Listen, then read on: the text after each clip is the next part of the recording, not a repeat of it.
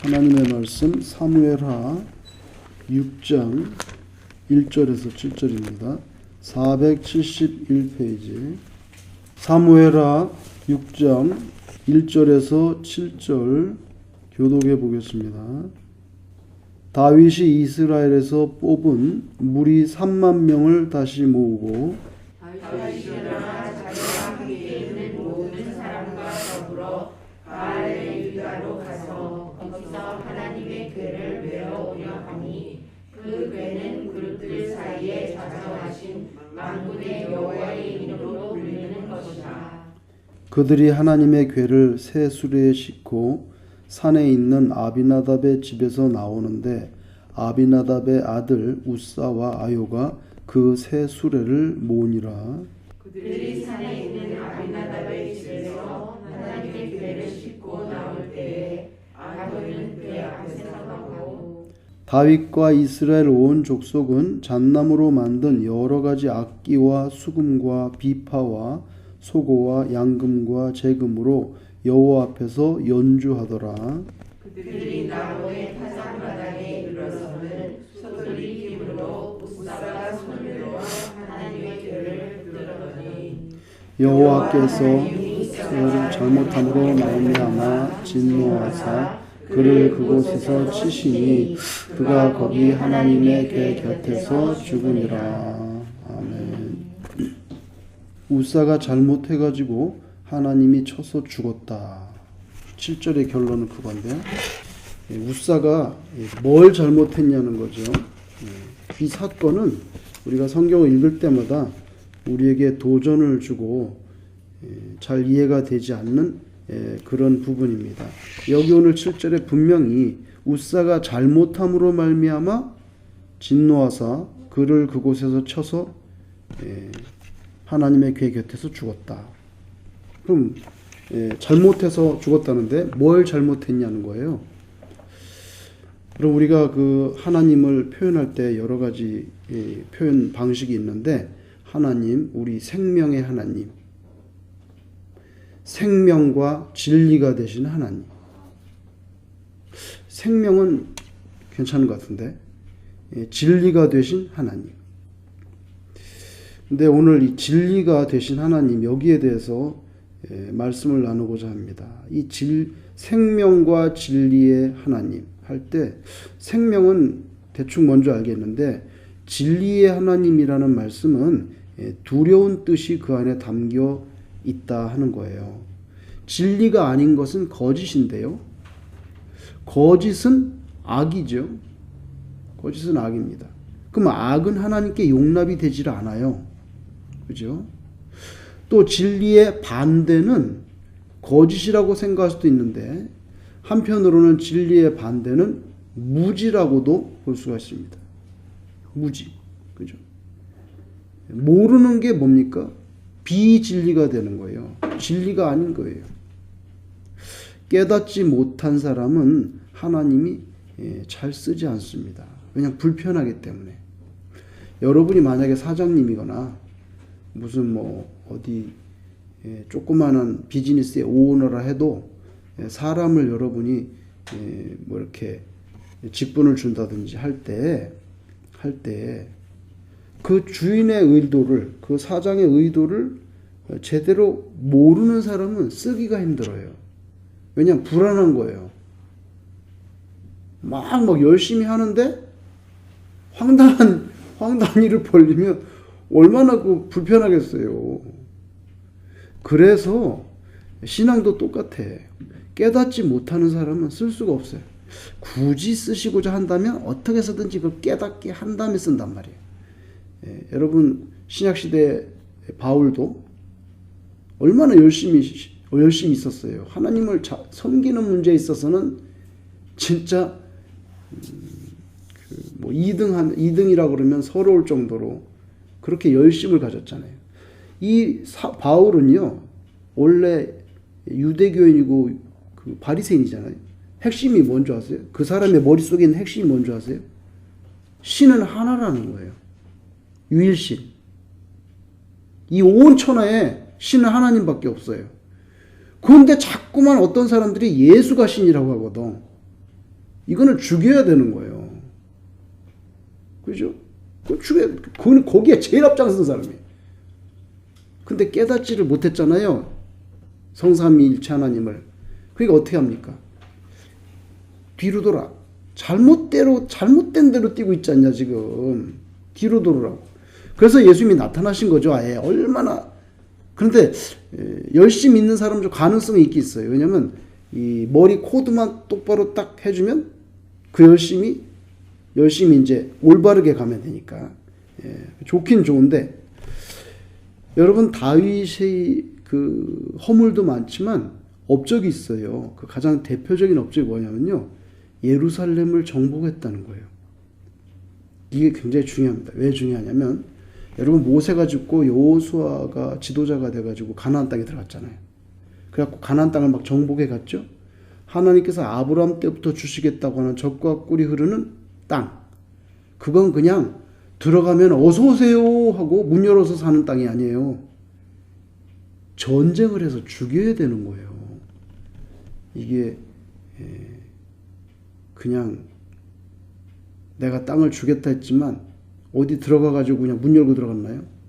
보세요, 여호수아에 밤낮으로 전쟁하는 거지. 전쟁은 죽이는 거예요. 그죠? 그래서 영적인 전투를 우리에게 교훈하기도 합니다. 그런데 그때부터, 여호수아 때부터 점령해서 땅도 다 나눠주고 했다고 했는데 사사시대 지냈죠. 한 200년 이상 지냈어요. 사사시대 200년 지나고 그 다음에 또 사울왕 있었죠. 사울왕 다음에 다윗이 왕이 됐는데 그때까지도 예루살렘은 정복이 안 된 거예요. 여부수 족속이 사는데 난공불락의 요새예요. 예루살렘을 이렇게 보면은 동쪽은 기드론 골짜기, 서쪽은 흰놈의 골짜기, 골짜기로에다가 성을 쌓기 때문에 이렇게 점령하기가 너무 힘들어요. 그런데 그거를 다윗이 점령했어요. 참, 다윗은 용사지만 지략가예요. 어떻게 점령할 수 있을까? 아주 고급 정보를 알아내가지고 밖에 있는 기온샘으로 들어가면 성 안에서 물을 굵기 위해서 이렇게 수직 갱도를 뚫어놨는데 그 사람들이, 여부수 족속이 그 갱도를 타고 들어가면 성문으로 안 들어가도 돼. 그래서 특공대를 집어넣어가지고, 그게 성경에 나와요. 성경에 나오는데 19세기에 영국의 장교, 공병 장교 워렌이 파송됐어요. 예루살렘에 대한 그때 막 관심이 세계적으로 많아. 파송돼서 고고학적인 연구를 하다 그 갱을 발견했어요. 그 특공대가 들어갔던 2m 정도 되는데 이거 수직으로 그렇게 해서 올라가가지고,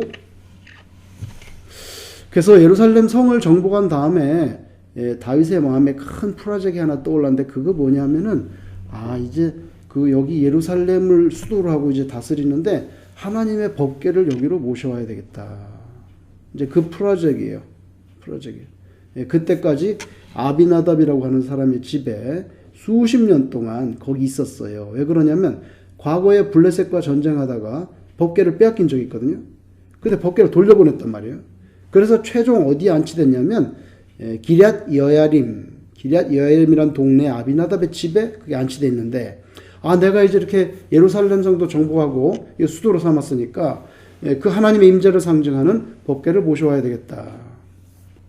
사무엘상 6장 19절에 보면요, 처음에 그 소가 벳세메스로 가가지고, 블레셋 소가, 그 동네 사람들이 성경에 보면은 법궤를 들여다봄으로 엄청난 사람이 죽었다고 돼 있어요. 호기심이 있어가지고 법궤를 열었던 것 같아요. 그래서 많은 사람이 죽었다는 게 사무엘상 6장 19절에 나옵니다. 그죠? 그래가지고 어휴 겁나라, 이거 우리 동네 못 있겠다. 그래가지고 벳세메스에 또 기럇 여야림으로 가가지고 아비나답의 집에, 사무엘상 7장 1절에 보면 아비나답의 집에 딱 모셔놨단 말이에요. 근데 그때부터 수십 년이 지나고 사울왕도 죽고 다윗 때 이걸 이제 예루살렘으로 이제 모셔오는 건데, 다윗은 예루살렘을 정치적인 중심지로 뿐만 아니라 신앙적인 중심지로 통합하기를 원했던 것 같아요. 그거 상징성이 법궤에 있단 말이에요. 그걸 모셔와야 되겠다. 그렇게 생각을 했던 거죠.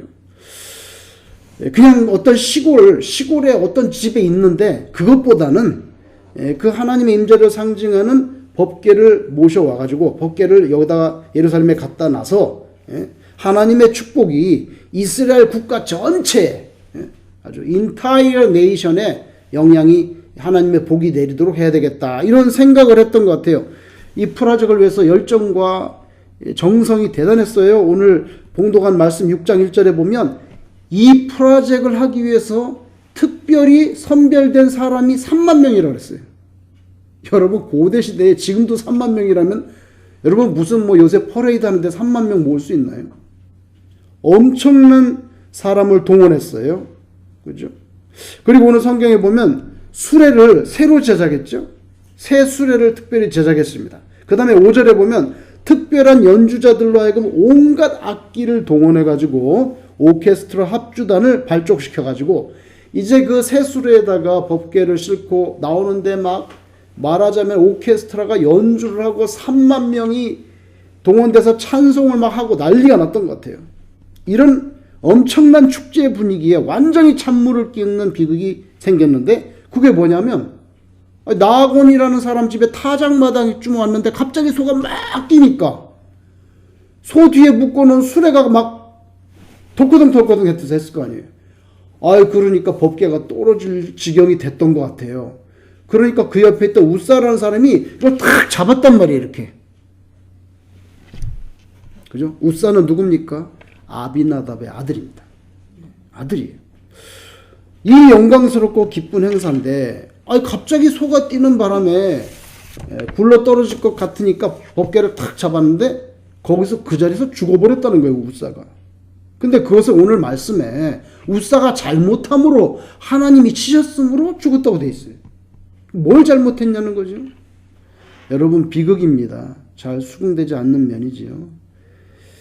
이런 사건을 우리가 성경 읽을 때 어떻게 이해해야 되는가? 거룩한 법궤는 위험하다. 위험하다. 이런 생각을 할 수 있겠죠. 위험하구나. 그리고 여러분 한 가지 더 여호와 하나님께서는 절대적인 주권, 신이기 때문에 유일한 신이기 절대적인 주권과 하나님께는 자유가 있다는 거예요. 다시 말씀드리면 다윗이 하나님을 자신의 정치 종교적인 이 통합의 어떤 경영 계획에 짜맞추어 넣을 수 없다는 거예요. 하나님은 언약궤를 통해서 조종받지 않아요. 그걸 가르쳐 주는 거죠. 겉으로 보면 다윗의 정성과 열정이 정말 대단한데요.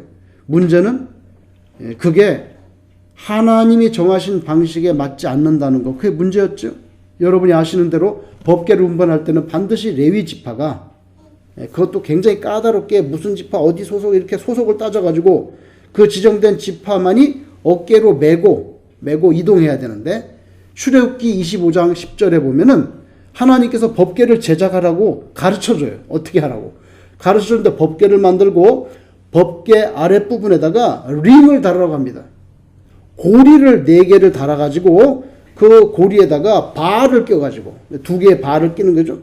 발을 껴서 제사장들이 최소한 4명이 어깨에다 이걸 메고 이동할 때 하도록 그 디자인 자체를 하나님께서 모세를 통해서 이렇게 만들어라 가르쳐 주는데 법궤 박스 거기에 4개의 링을 달으라고 가르쳐 주고 출애굽기 37장 1절 5절에 보면 그거 그대로 하나님이 주신 설계도 그대로 제작이 됐다고 거기에 기록해 주고 있습니다. 근데 그리고 나서 수백 년이 흐르고 나니까 이런 하나님의 명령에 대해서 잘 기억하지 못하고 자기 멋대로 수레에다 실어버렸어요. 근데 여러분 이거는 전에 블레셋에서 소수레에다 실어갖고 보냈죠. 그걸 기억한 거예요. 그걸 기억해서 그럼 수레를 옮기려면 뭔가 있어야 될 거 아니에요. 옛날에 블레셋에 소수레 실어왔단 말이에요. 그러니까 그거 카피한 거예요. 그런데 사려 깊지 못한 처사였다는 거죠. 레위 족속의 법궤를 이 바에다 껴가지고 어깨에 매면은 말하자면 하나님을 모시고 가는 그런 상징적인 모습이 되는데 모시고 가니까 이걸 소달구지에 그거 아무리 새 거로 만들었다 해도 소달구지에 실어서 가면 여러분 그거는 모시고 가는 게 아니라 소달구지는 몰고 가는 겁니다. 아셨어요? 근데 오늘 재미난 표현이 있어요. 여기 보니까 뭐라 됐어요? 3절에 보세요. 그들이 하나님의 궤를 새술에 싣고 산에 있는 아비나답의 집에서 나오는데 아비나답의 아들 우사와 아요가 그 새 수레를 어떻게 해요? 모니라고 나오죠. 모신이라가 아닙니다. 모신이라가 되려면 어깨에 매야 됩니다. 근데 소달구지에 가면은 이리야 해가지고 몰고 가야 되는 것입니다. 몰고 가야 되는 것입니다. 여러분 가끔 사극에도 보면 대감들은 가마를 타죠. 가마는 누가 맵니까? 종들이 매죠? 종들이 맵니다. 근데 그 대감이 어느 날 갑자기 사극에서 머리를 풀고 소수레에 털퍼덕 앉아가지고 갈 때가 있습니다. 그 뭡니까? 유배 갈 때, 귀양 갈 때는 소수레에 앉아가지고 칼 차고, 목에 칼 차고 머리 풀고 가잖아요. 그건 대감을 모시는 게 아니에요. 몰고 가는 거지. 그거 유배입니다. 귀양입니다. 여러분, 하나님은요, 창조주인데, 창조주 하나님이 지으신 피조물, 시편의 표현대로 하면 풀 먹는 소에 의해서 끌려가게 되는 것입니다. 아, 시편의 기자가 너무나 신랄하게 적었어요. 풀 먹는 소라 이렇게 말했거든. 하나님이 어떤 분인데 풀 먹는 소가 끌고 가게 했냐 이거예요. 그죠? 그래서 하나님은요, 이런 모욕을 참지 않아요. 그리고 이런 모욕이 발생하지 않도록 굉장히 디테일하게 고리까지 다는 것까지 모세를 통해서 디자인을 줬어요. 특별한 규정을 준 거죠. 반드시 레위 족속도 그 자손이 많아요. 거기서 다 그 지정한 그 자손만이 어깨에 메고 운반하도록 했어요.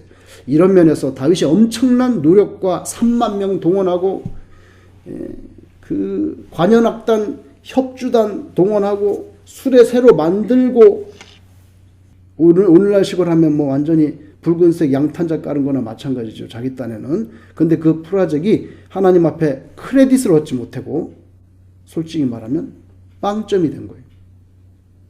법궤 운반할 때 레위인이 어깨에 메고 운반한다.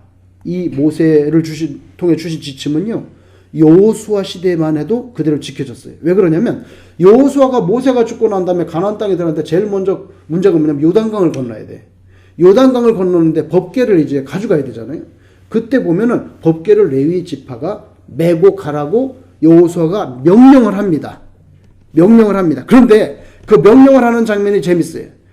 법궤는 제사장이 레위 지파가 메고 가는데 백성들은 따라서 요단강을 건너야 되는데 여호수아 3장 4절에 이렇게 말합니다.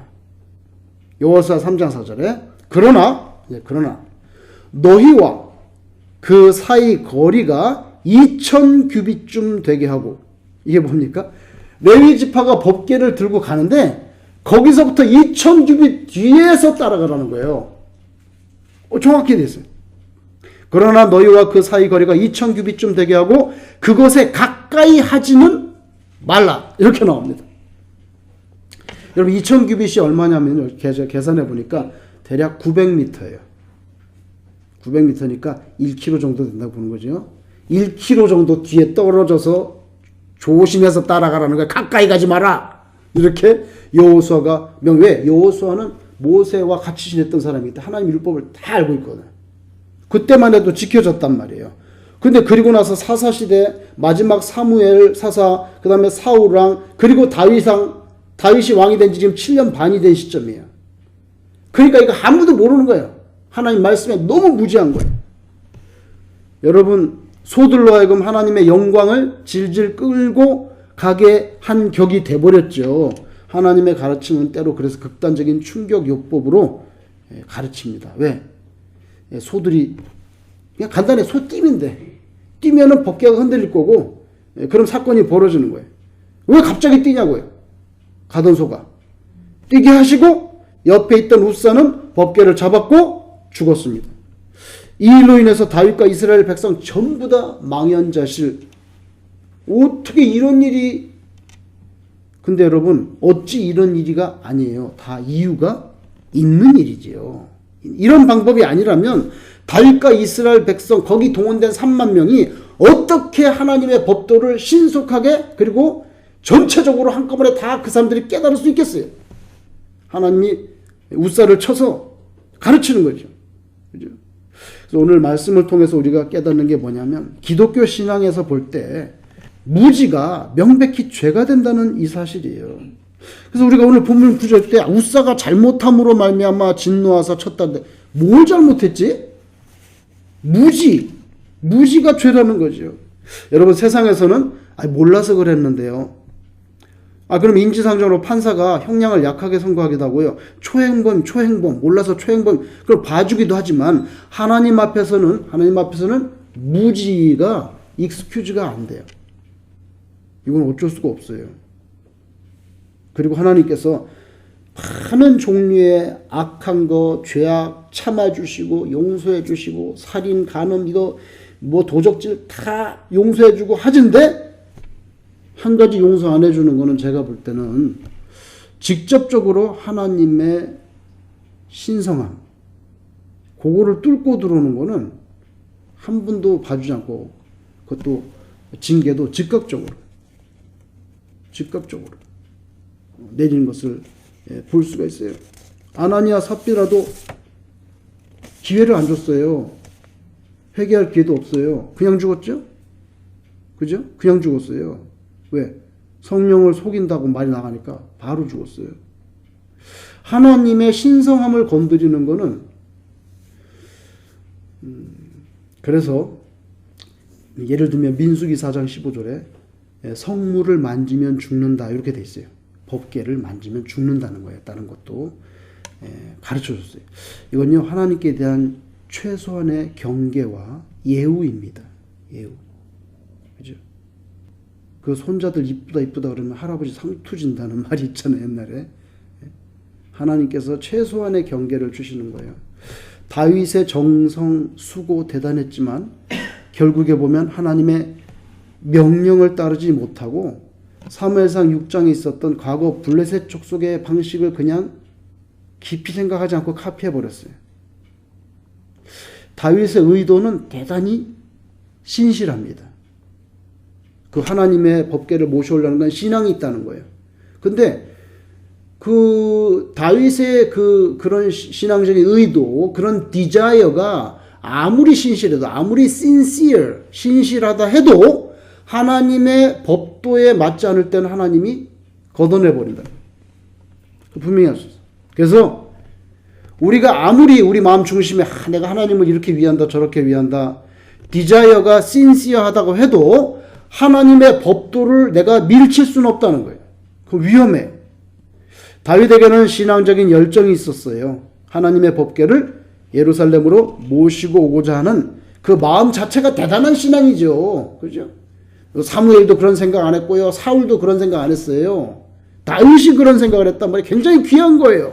그런데 그런 신앙적인 열정, 그것도 하나님이 가르쳐 주신 방식에 순종하는 그 범주 안에 있을 때 복이 되고 크레딧이 됩니다. 근데 그 열정이 아무리 귀하고 3만 명 동원하고 뭐 오케스트라 만들고 해봐야 풀 먹는 소가 하나님을 끌고 가는 그런 이미지를 던져버리면은 하나님이 가르친 방식에서 벗어나니까 크레딧이 1%도 없고 그냥 빵점이 돼버리는 걸 볼 수가 있어요. 저는 이게 중요하다고 생각해요. 왜 그러냐면 우리는 그냥 몇십 년 여기서 살다가 신앙생활 하는데 저 나름대로 막 노력을 할 거 아닙니까? 뭐 주를 위해서 헌신한다 그러고 노력할 거 아닙니까? 그런데 실컷 하고도 빵점. 그거 어떡할 거야? 어떡할 거냐고요. 그러니까 여기서 지혜가 필요한 거예요. 지혜가 죽도록 수고하고 빵점 되느니 조금 수고해도 크레딧 따는 쪽으로 가야지. 이왕 인생은 한 번인데. 근데 그건 굉장히 중요하다고 생각한단 말이죠. 그죠? 그렇지 않으면 비극이 된다. 제가 처음에 말씀드린 대로 하나님은 분명히 생명의 하나님, 근데 동시에 진리의 하나님이신데 진리는요, 명백히 인간의 어떤 열성, 인간의 어떤 경건, 어떤 거룩한 신앙적인 의도, 수고, 그런 것보다 진리가 우선한다는 거예요. 우선한다는 거예요. 하나님이 법궤는 매라. 그게 우선한다는 거예요. 그 말씀 한마디가 3만 명 오케스트라 뭐 새술에 그거 다 못 당해. 진리가 우선한다는 거예요. 그래서 일반 상식적으로 볼 때 전혀 잘못된 것 같지 않아. 굉장히 합리적이고 정성도 듬뿍 들어갔어요. 그런데 진리 면에서 하나님을 대적하는 큰 악이 돼버린 거예요. 그죠? 하나님을 향한 열심, 경건, 의도, 이거 아무리 순수하고 진심이라고 해도 진리에 입각하지 않으면 진노를 불러일으킬 수 있다. 그러니까 어떻게 우리가 이거 신경 안 쓰겠어요? 예?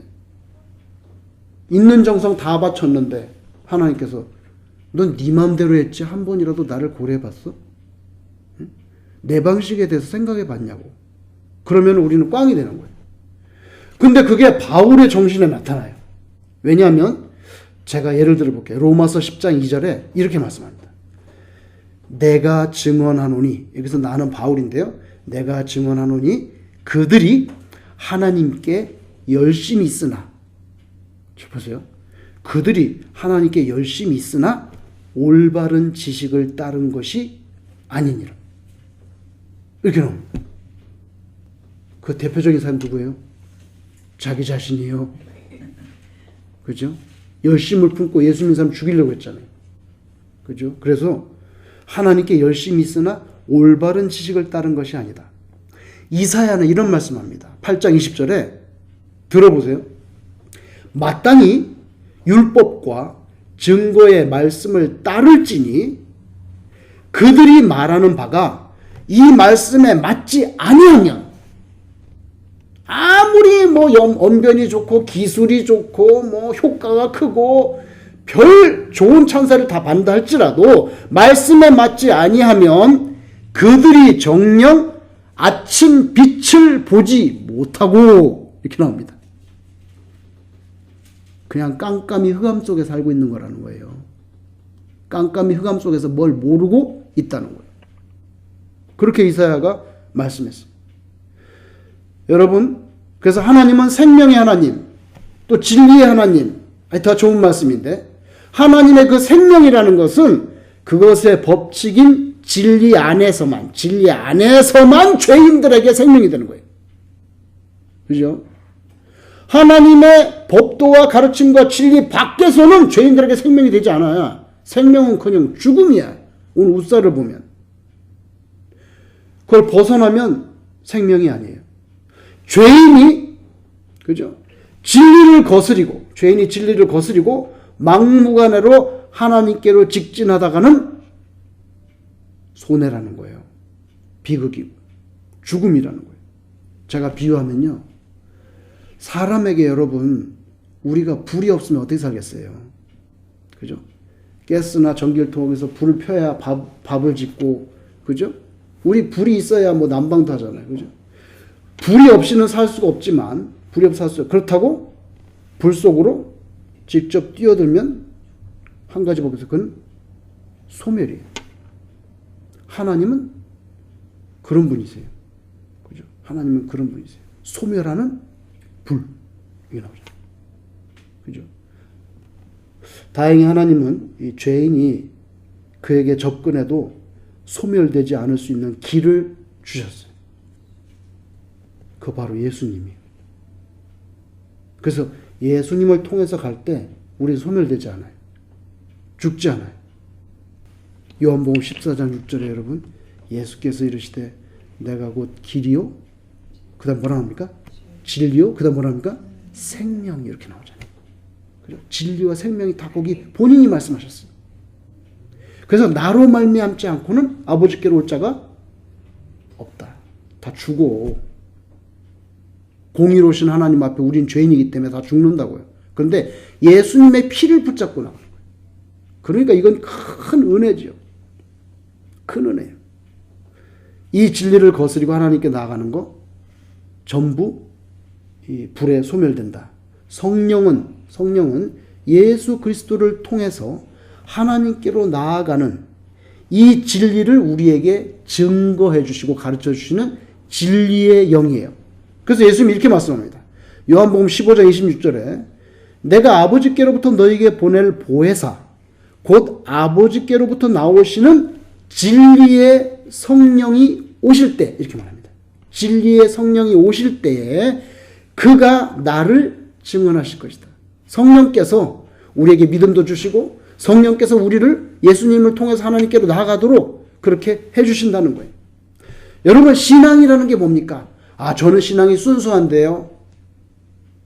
그런 사람 무서운 사람이에요.